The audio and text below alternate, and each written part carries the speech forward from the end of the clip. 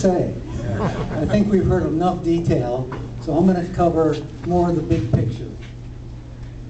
Some of these things have already been mentioned, the 2 times the cost of the 21 other industrial democracies, 6,000 more per person, all the coverage.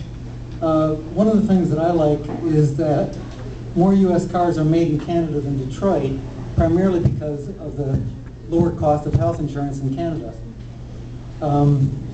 Let's see. We estimate that 16 cents of every US gross domestic product would go into, and currently goes into our health care. It was mentioned that it would be, by 2050, almost 40% if we don't do something. I don't think it's an option not to do anything. Just for the hell of it, how many people here would like to see a change to our healthcare system?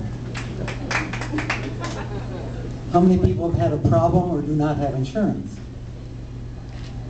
Not too many problems, huh? Well, I've had a problem.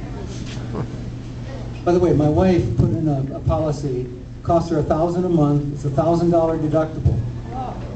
Like that? Luckily, a week in the hospital costs $110,000 if she wouldn't have had insurance. So the option is almost not there not to have some kind of coverage for catastrophic illness. Anyway, one of the words that I'd like you to follow, Space bar. space. Let's see.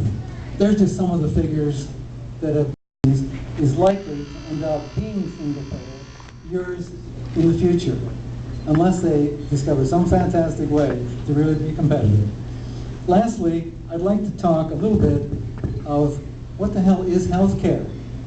You know, to seniors, healthcare is security. When you go into older age and retirement, what do you want? The uncertainty of who's going to pay your medical bills, how your rent's going to be paid? No, you work most of your life so that when you do retire, you have the certainty of a financial and a health system that you know is in place for you. And that's really what we're doing here, is we're creating security for our citizens. Lastly, how do you make a difference? Well, I have letters up on the table to Senator Feinstein. She's the one who was not quite on board in terms of the public option.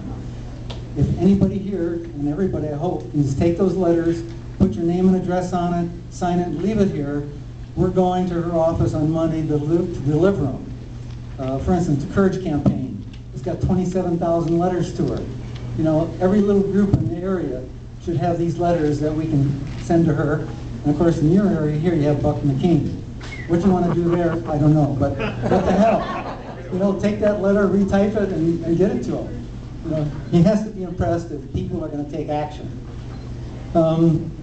That's all I have. Thanks.